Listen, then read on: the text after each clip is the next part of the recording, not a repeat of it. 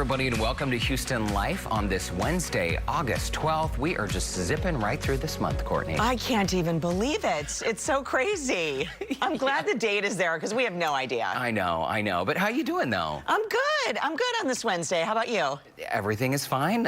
You know, getting ready for back to school. Your preparations are probably a little different than mine. I know, but you know what? I'm in sort of like ignore mode for denial. Like a little bit. That's okay. We're gonna deal with that later. You're gonna be fine. Don't even worry about it. Well, it's interesting that, you know, we've mentioned this on the show before, but nobody envisioned that 2020 would turn out to be the way it has. Yeah, you know, I saw this post the other day on Facebook, and it was sort of like 2020 is the new mullet. Hopefully the back half of the year is the party. Business up front, party in the back. I dig it, right? I'm ready. I'm ready for the 2020 mullet. I think we're ready, but we got to buckle down and stay home and stare at our to-do list and do nothing. Isn't it interesting how before COVID, I feel like there are all of these things. Time is the biggest deficit I've always said in my life. One day I will do this when I have time. One day I will do that. And during COVID, I feel like I've been oddly unproductive, right? Really? Kind of. Oh, I mean, we've gotten things done, but I think because we're spending more time at home, it's almost like I feel guilty if we're sitting on the couch watching a show, because normally when we're home, we're go, do. Doing stuff. Yeah. Right? But I don't know. I mean, they say that ambition sort of peaks after the age of 33, so that ship sailed a long time ago. Maybe that's part of it. Gone. There's not even a glimpse of it. I wonder why 33, though, is the magic number for ambition. That's really interesting. Let's see. It says here on our cards, it's a recent poll found the average person hits peak ambition at age 33, and 2,000 adults were surveyed, so that's not very many. That's a lot of people.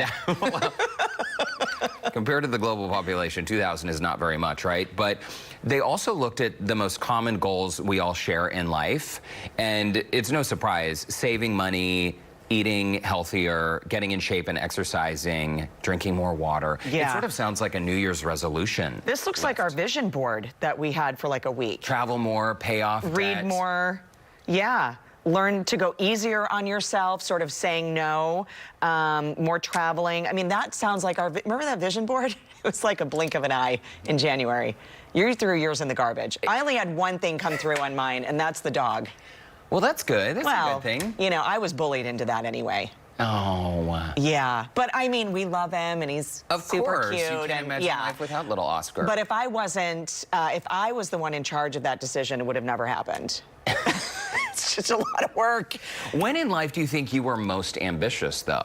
Oh, I mean, I would have to agree. I think when you're younger, you know, because I feel like right now, not that I don't have my own goals, but, you know, my kids are young, and so you're sort of like helping them. Your focus is more on them than it is on us. Yeah, but that's also ambitious, I think, if you're helping your children, you know, reach their potential and live out their dreams. True. I'll pick it up again when they're in college. You know, you ebb and flow, right? No, I'm just teasing. I mean, I work out. That's my sane spot, you know, is where I have to work out every day to sort of get the cobwebs out of my head, feel good. But it's not that I'm not ambitious. I mean, I'm way past 33, but I mean, it's not that I'm not ambitious. I guess, you know, I don't know. This seems very depressing.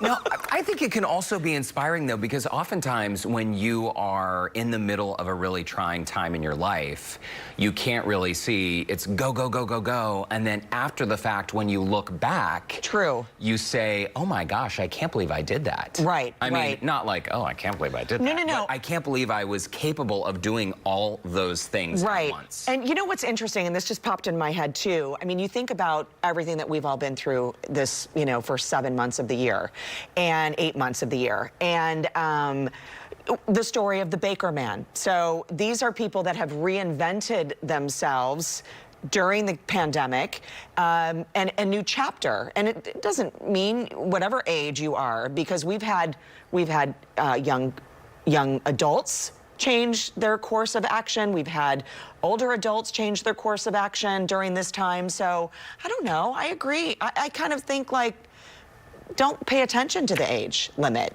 on that, right? I also think, though, that the reality sets in for a lot of people. I mean, I'm just like speaking comfort, from my you mean? own experience. Well, just paying the bills, paying your mortgage or paying your rent and whatever else you have to deal with as an adult. When I was younger, I guess when I was about 13 years old, I would call the Utah Film Commission, because I grew up in Salt Lake. I would call the Utah Film Commission to find out like which productions were coming in town, because I knew I wanted to work in show business. Right. And that was sort of, other than doing the church play, which was not that satisfying, or like the school play, my high school teachers were like, this is like watching a Broadway show on our state. I'm like, no, it's not. And Our why high do you school have that accent production now? is not. I don't know. Because they all did. No, I know, but I mean, you know, it would just sort of come and go, right? But some of my high school teachers were great. Others were the worst. But I knew I sort of needed like more. And so back when I was younger and I didn't have to worry about, I was living with my mom, I didn't have to worry really about my own bills. I felt like I could dream a little bit bigger because the reality of living on planet Earth hadn't quite hit me yet. Absolutely, and I think as adults, though, if you label a child a dreamer, it's a good thing. But an adult that's a dreamer is a bad thing.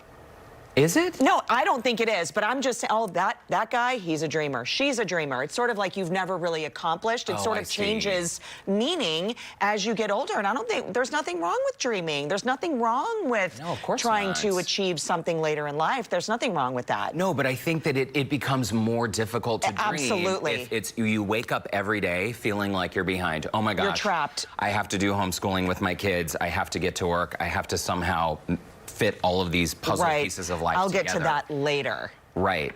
And I also found that I was fired from a job in my early 20s, and I found that experience, that was also a reality check for me. Sure. I had worked for this company for 6 years. There were budget cuts, and I was, well, I mean, not like fired. You were let go. I was let go because of budgeting reasons.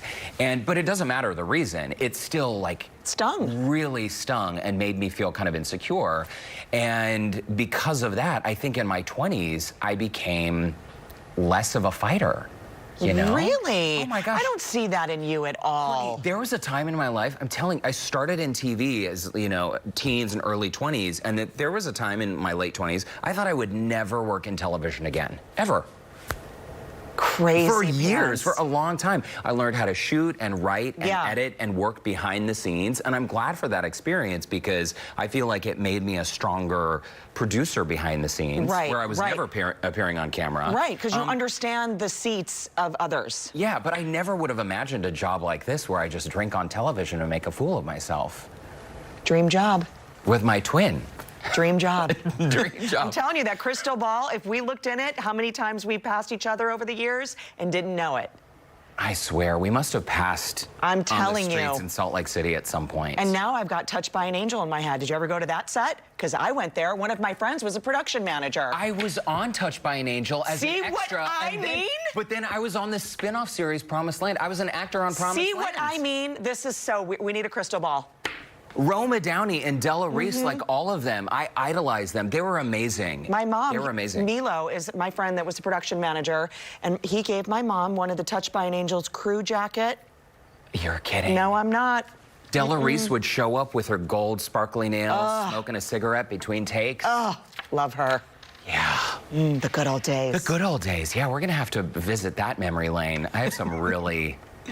Lee Majors, the $6 Million Man, was on an episode, and his daughter was Julia Stiles, and she was my girlfriend, and we were in the van riding to the set one day, and my mom to Lee was like, so, are you a parent of one of the child actors on set? Oh. And he was like, I'm Lee Majors. And we're like, who is that? Who's that guy? We didn't watch TV growing up, okay? We didn't. We had no idea. Anyway, I think we have a show to get to. We might, although I would love to continue this conversation. Should. One day. One day. Coming up on today's show, you know what today is? It's Wine Club Wednesday. We're pairing rosé with some tasty bites from our friend Tangi Patton of Good Taste TV. And the best part is, these sips are under 15 bucks. But when we come back, he is one of the big voices in the outlaw country music scene. Wylie Hubbard joins us to talk about his latest album, and he'll share a special acoustic performance with us. Don't go away.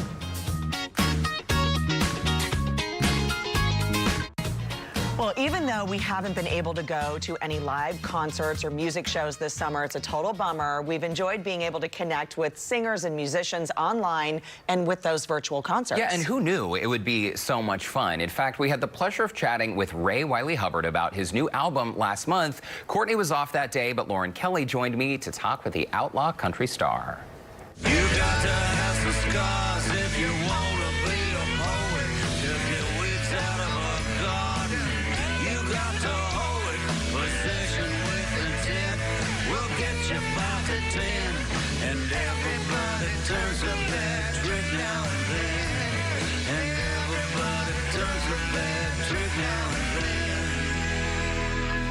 Our next guest has been making music for more than 40 years. His sound is described as outlaw country, blending sounds of country, rock and roll, blues, and folk music. And he just released his 18th studio album with some very talented friends.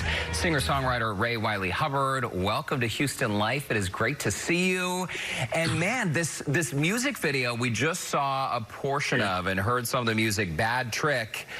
Was that Ringo Starr I saw pop up in that video? Yes, it was Ringo Starr. It was. I feel very fortunate on that same track. I happen to have a beetle, an eagle, a crow, and a was not was. Sounds like a joke, right? Beginning of a joke. But you know, it's about 2 years ago. I've known Ringo for about 5 or 6 years, and we were out in Santa Fe. About 2 years ago, my wife Judy and I, we were backstage talking to him. He said, "What are you doing?" And I said, "Well, I'm doing a record." And he said, "Well, if you need a drummer, let me know." And I thought he was just, being, nice. But I wrote this song and sent it to him, and he said, he said, "Come out to L.A. and I'll play drums on it." So we went out to L.A. and he played drums on it. Wow. Yeah, and then he said, "Who are you going to get to play bass?" And I said, "I don't know him." Don Wells. I said, "Well, you don't know him." He said, "I'll ask him." "Who's going to play guitar?" And I said, I don't know. And he said, "How about my brother-in-law, Joe Walsh?" And I went, "Sure."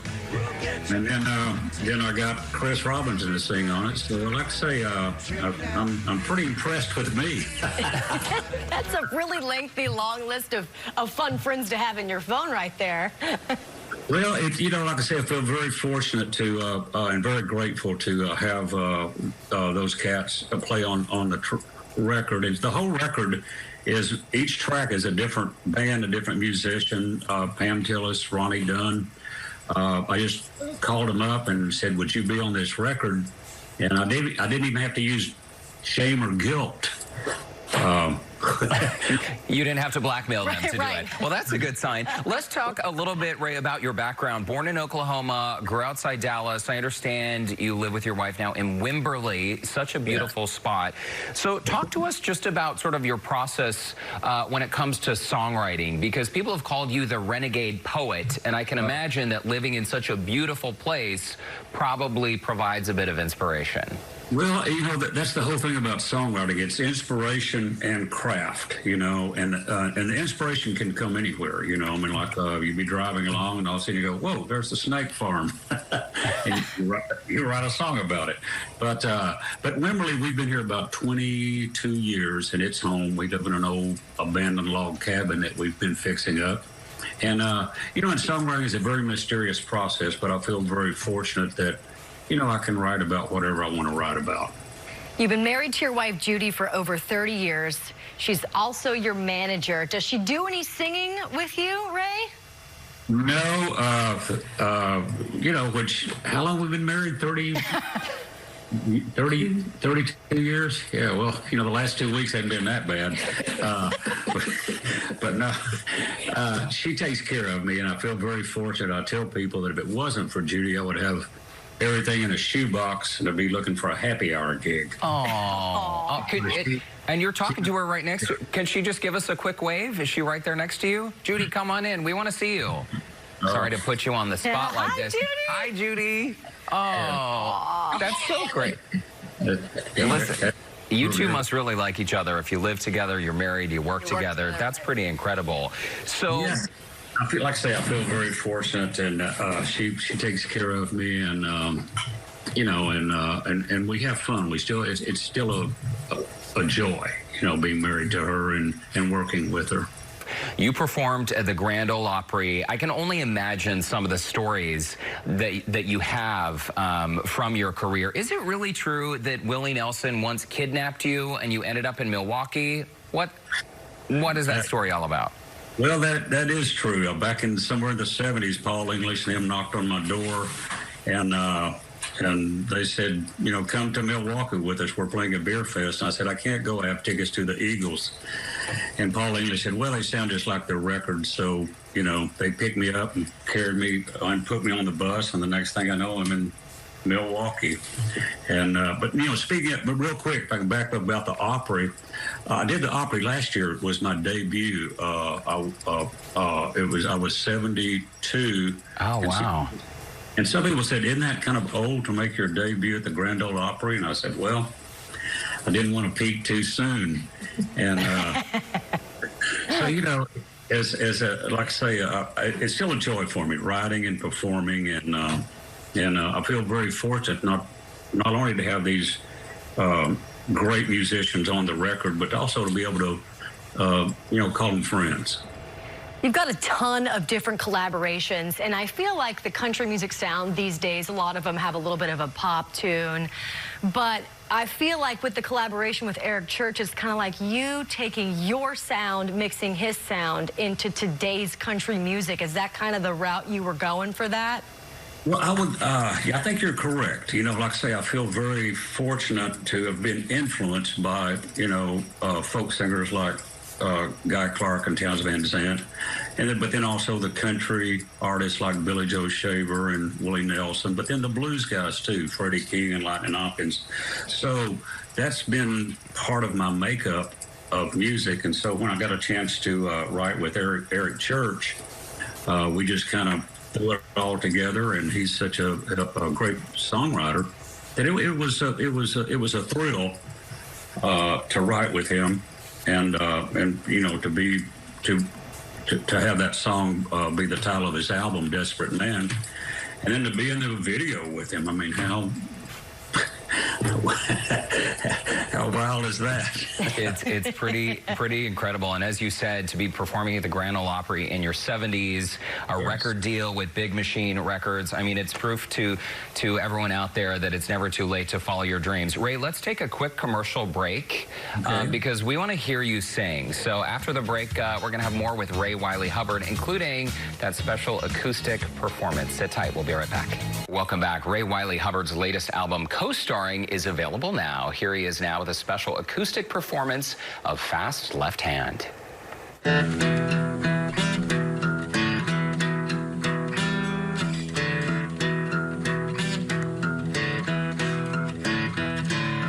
Grandma told my mama, this boy gonna be the one, gonna have a fast left hand, the same as a seventh son. And then she lit a candle and set it on a rabbit's skull. She touched a 9-volt battery to a water still wall. There's a fire, oh there's a fire, there's a fire burning all the time. Oh there's a fire, oh there's a fire, there's a fire burning all the time.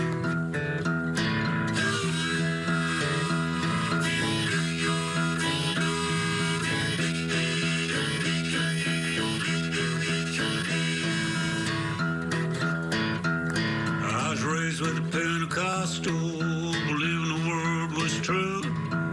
When I was 13, got a flat-top Kalamazoo. Ghost started howling, lightning lit up a dock. It smelled like singed hair when they ignited Joan of Arc. There's a fire, oh there's a fire, there's a fire burning all the time.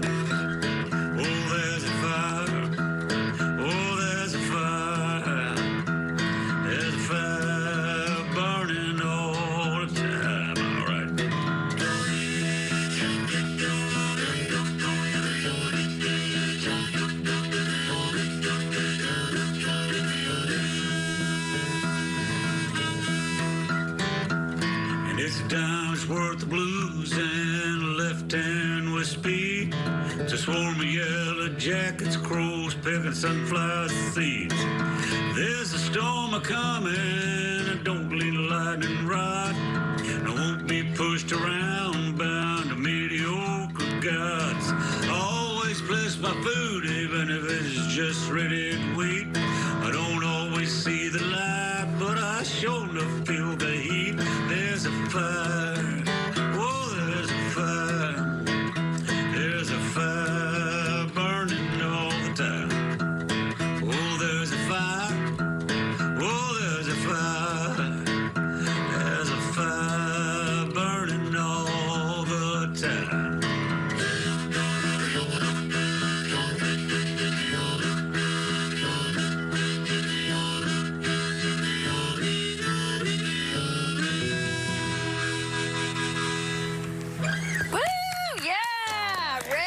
Hubbard right there. Fast Left Hand is the song. The album is co-starring. Wow. And he's just sitting right there. Looks to be your living room and just making it look as easy as possible, huh? Well, it's not. But like I say, it's still a joy. And like I say, the whole album, I didn't really plan it. I just had called up these people and said, would you want to track with me? So I called up the Cadillac 3 and I said, let's do Fast Left Hand. And then Pam Tillis and then Ronnie Dunn. And gosh, it's just, I'm name dropping, but that's everybody on the album. So I feel like I say that these people, they said yes. And I don't, it was either they respected my songwriting or they felt sorry for me. Nah, they respect your work for sure. So obviously you make it look easy, as Lauren just said. I know it's not easy. That's the mark of a true professional, right? But what advice would you have for young songwriters out there? Well, it comes down to, I tell a lot of young artists, I say, don't just listen to the Ghost of Tom Joad, read the Grapes of Wrath. See where Springsteen got his inspiration.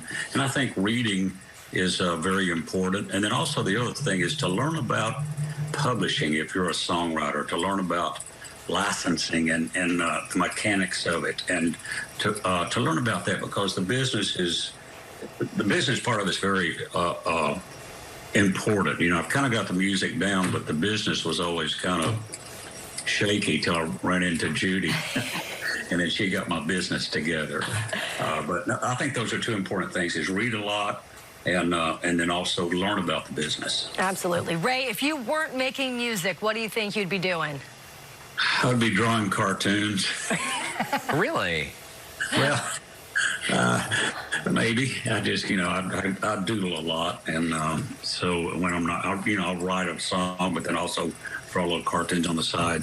But, I don't know. Maybe a teacher, because I enjoy sharing, learning, of what I've learned with other young musicians. That's fantastic. Yeah. Ray, before we let you go, I know we mentioned Ringo Starr and Pam Tillis and some of these other greats with whom you've collaborated on this latest album, but is there anyone else on your list who maybe we might see a collaboration with coming up?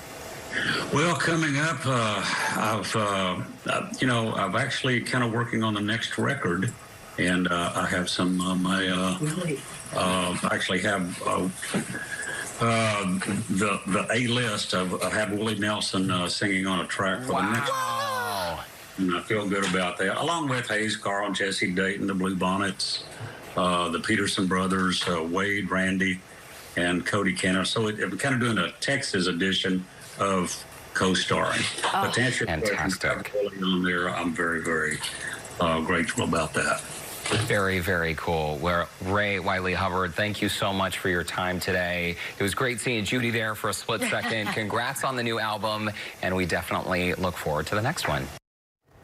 It was so much fun chatting with him, and after this first aired, so many fans reached out, fans of his, so glad to have him on Houston Life. All right, shifting gears now, coming up next, the need for blood donations during COVID-19 and the new safety protocols put in place for donors. We'll be right back. The call to action for blood donations is always a high priority, especially during unprecedented times. And by simply making one donation, did you know you could help save 3 lives? Joining us now with more, Kelly Moran with Gulf Coast Regional Blood Center. Kelly, it is great to see you. And just to sort of refresh our memory, you guys have been around since 1975. Hard to believe that is 45 years. And you are the primary blood supplier for so many hospitals in this region. Just first of all, describe to us the scope of the work that you do. Oh, exactly. Gulf Coast Regional Blood Center has providing blood to over 170 hospitals in 26 counties. And it is so important to meet the demand for the community for blood donations because donating blood is so critical for patients in need. And we need about 800 to 1,000 donations a day to help those and to help save lives. And Kelly, that number, 800 donations a day, is a normal demand, not to mention when there is some sort of tragedy or a pandemic, what we're dealing with now. So blood donations are truly essential every single day. Yeah, they're essential every day. And recently, with the pandemic and these unprecedented times, is the fact that schools are closed, businesses, our whole lives have been rearranged and changed, but the need for blood is still constant and it's essential. So currently, we are asking our community to help keep our community strong by continuing to donate and to help those in need. And also for those out there, Kelly, who might be hesitant to donate their blood, if any of us were involved in an accident or we were hospitalized and we were in need to be, to be a recipient of someone else's blood, we wouldn't hesitate to take that blood. And so giving back and donating your own blood is such a simple way to help the community. Yeah, it's a simple way because whenever you donate blood, you save up to 3 lives. And with that blood donation, you're helping someone that is in the hospital, whether they're battling cancer, whether they're in a car accident, or a mom who just gave birth. Those transfusions are helping those and giving that continuous support to have them and give them hope continuously. Well, hopefully what we're doing now is refreshing people's memories, having them check saying, okay, I'm due for my blood donation, or I've never done this before. The bottom line is you're going through several steps right now to make sure everyone is safe during this time to give blood, and you are open. The doors are open. Yeah, the doors are open. What we're asking our patients to make an appointment when you want to go in and donate blood. So donors in our community, you can go to giveblood.org, or you can download our digital donor app, and you can make an appointment to donate at our neighborhood donor center, or you can go to a mobile drive that we're happening every day. We're making sure that things are sanitized, that items that you're using are one-time use, because donor safety and our staff safety is our main important thing that we're focused on right now. And Kelly, describe to us the need, because I know you mentioned you need 800 to 1,000 donations every single day. During the summer months, don't you typically need even more donations because the donor pool dries up a little bit? Yeah, well, right now, summer, and with COVID-19 and this pandemic, donations are needed every single day. As we've already seen, usually during the summer, school's out, but school's been out, and people are working from home. So those donations are constant. There's no replacement for blood. Blood has to come from in us to help those in need. So we're asking those who are out there, if you have a little extra time and you want to pay it forward, you can sign up to save a life and save up to 3. What if somebody has had a COVID-19 positive test? Can they donate? Yes, so right now, Gulf Coast Regional Blood Center is collecting convalescent plasma. And convalescent plasma is the liquid portion of your blood that has been reactive to a COVID-19 infection. So hospitals, with the rise of cases in Houston right now, hospitals are trying to do this therapy to help those who are critically ill with COVID-19. So if you've had a positive test result from COVID-19 and you've been fully recovered for 14 days, you can check out our website at giveblood.org and fill out an online questionnaire, and you can donate convalescent plasma to help someone who's been critically ill with COVID-19. And Kelly, we are just about out of time, but if someone is wanting to come in and donate their blood, we should point out that right now you are open by appointment only. Yes, definitely. Open by appointment only. And what we're also doing are free antibody testing. So every time that someone is going out there to save a life, you also get a free antibody test to see if your immune system has responded from COVID-19. It's great information. Go on the website too, Kelly. Thank you so much. I know my husband just did it on a mobile drive, and he said it was seamless, clean. It was a wonderful experience. Kelly, great to see you. Good seeing you guys. Thank you. Stay safe. And if you would like more information, you can visit giveblood.org or call 713-791-6608. We'll be right back.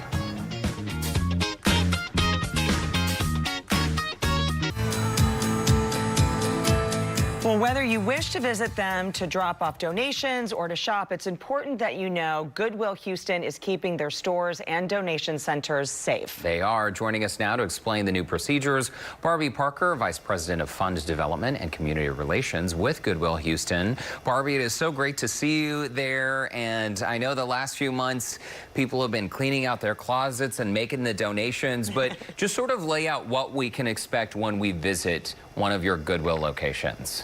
Definitely. Well, first of all, it's great to see you both. I know it's different not being in person, but so wonderful. Thankful for technology. Yes, Derek, we have been so blessed by everyone's donations while, the pandemic was going on. Everyone was cleaning out all their closets and garages, every room of the house, and we have just been so blessed by the donations. And those donations help change lives through the power of work.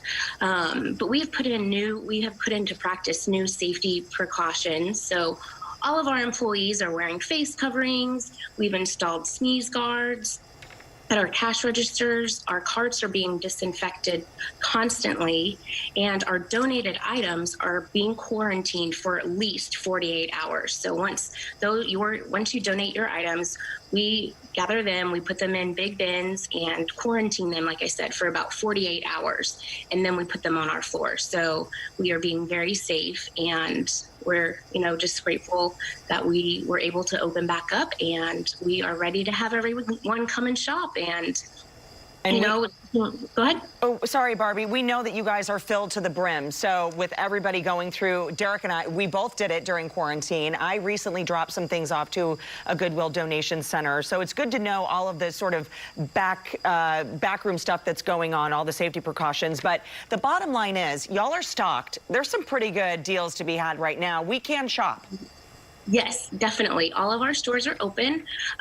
We have a special shopping hour for our seniors of Houston, and that is every Wednesday from 8:30 to 9:30. So special time for them to come, and they can feel extra safe to come and shop. But yes, so many new things every day on our store floors. So, I know school is kind of almost about to start, in September, but kids are still growing. So come and get your back to school clothes for your kids, or, you just want to do another last summer project. Come and find things that you can repurpose at Goodwill, and amazing clothing all the time. You find incredible deals. Yeah, that's a great point. You can stretch your dollar a long way when it comes to Goodwill. Let's talk about some of the job services, because Barbie, you've been on the show many times before, and we talk about how Goodwill is not just a place in the community where we can donate and purchase things inexpensively, but your organization really has a great framework in place to help people get back on their feet. So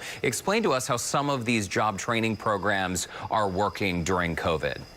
For sure. So we have several different job connection centers throughout the city of Houston and surrounding areas, but obviously due to COVID, we had to close those back in March, and we still have those closed, but we have moved all of our services online. So everything is virtual. We're accessible by phone or computer. And we have been able to help so many people during this time, and it's so unfortunate. So many people have been laid off throughout all of this, and so we welcome you. We want to help you. We want to put you back into the workforce. So a little bit more about our virtual services online. We have weekly orientations on Mondays, every Monday at 9 a.m. And then every Tuesday, we have some job readiness training, some digital awareness training, and some financial literacy training. So those are great. You can read more information on our website as well as our Facebook page. We are also hosting our 4th annual virtual job fair on August 26th, and you can register for that on our website as well. More information on Facebook. And like I said, our 4th one, and we've had the first 3, we had several, a couple hundred, I believe, people join, which was incredible. And we're actually hosting our 2nd virtual health fair on August 27th at 10 a.m. And again, more information on that and registering is on our website, as well as you can get more information on our Facebook. And some of the services that we provide at that virtual service or virtual health fair, our general primary care, get information all about that, some dental services, mental health, prenatal care and ultrasounds, vision screenings, and minor injuries. So much. It's been incredible. We were really working towards going virtual. We had this as a vision, and we didn't know that we were going to be having to snap to it and get to it so fast. But, COVID pushed us, and it's been really amazing to be able to have all of those services virtual. Barbie Parker, it's always great to see you at Goodwill Houston. Thanks so much for joining us. By the way, if you want more information about Goodwill Houston, you can call 713-692-6221 or simply visit their website, goodwillhouston.org. And we'll be right back.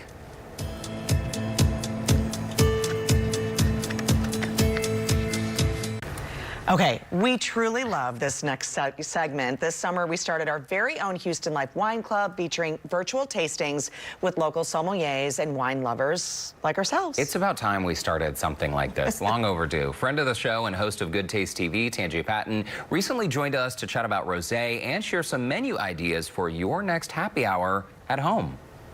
Cheers, Tangi. Cheers, and I'm laughing because I noticed one of the bottles on your table is almost empty now. Well, we have sort of been drinking it throughout the show, but I thought we were supposed to. Yeah, we really like this one, by the way. I know, right? I am a fan of bubbles anytime, any day, and pair it with anything. This is a fun one. This one is from Oregon, so it's called A to Z Bubbles. You've seen, they do some lovely wines. Pinot Noir is one of their big things.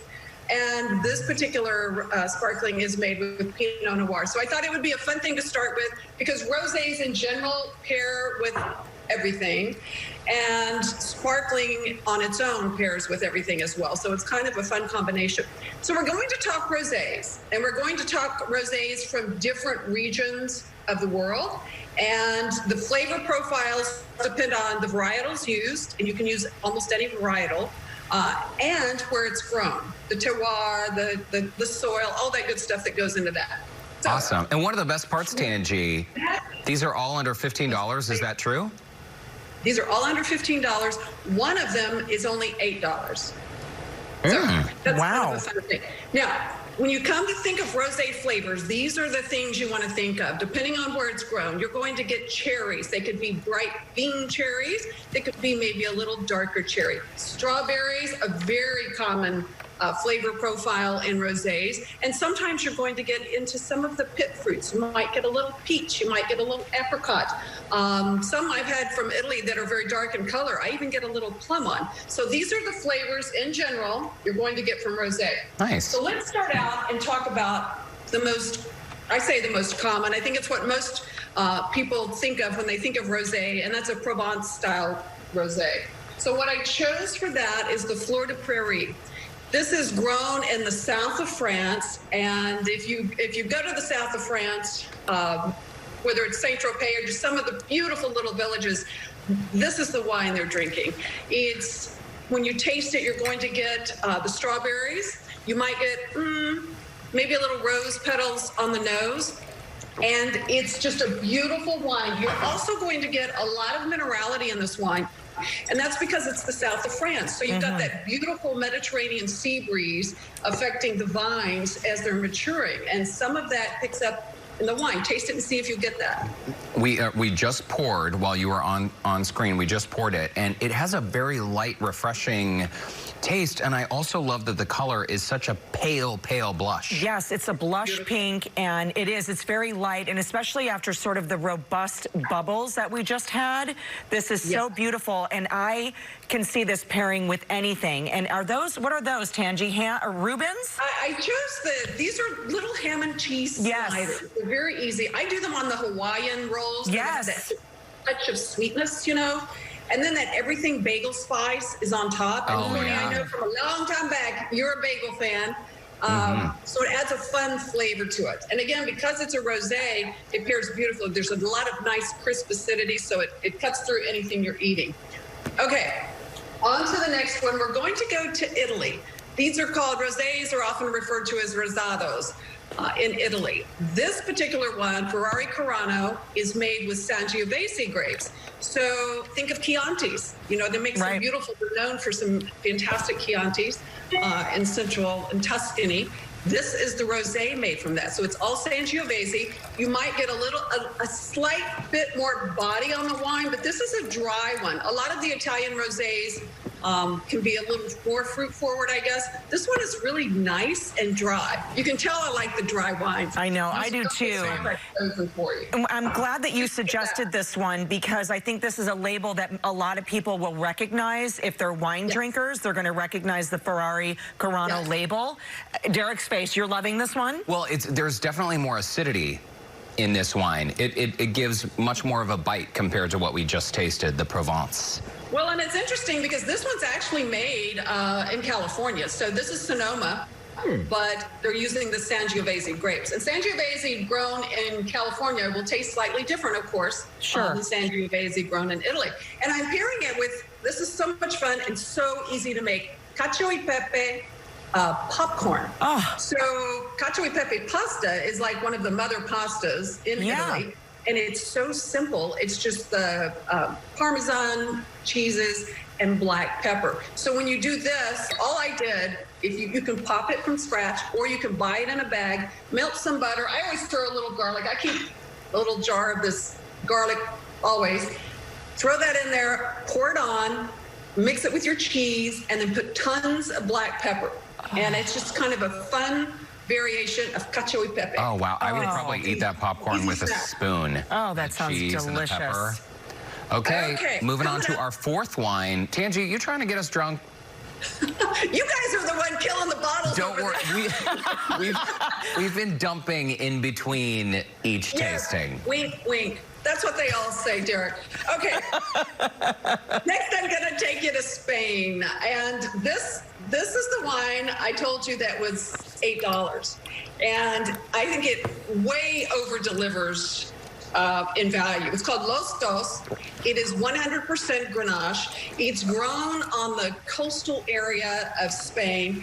And it's got that great minerality on the western coast over there, so it gets the sea breeze. It's light, it's refreshing. You get those cherry flavors, and it's delightful. And I love it. Only $8, and I think it pairs beautifully with marinated olives. I have all of these recipes on goodtaste.tv, but these are just heated up with garlic. I've got a little orange rind in there. Put what you like, and it just turns olives into something amazing.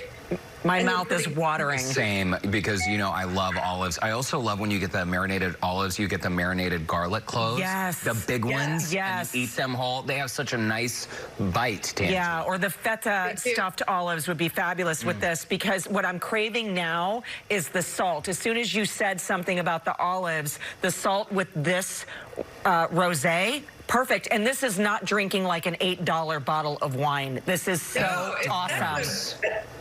It's a surprise one. It's for $8. Like I say, it far exceeds the $8 price. This one is Kim Crawford. Kim Crawford, known, of course, for her Sauvignon Blancs and some of the Pinots she's doing in New Zealand. This one is a rosé.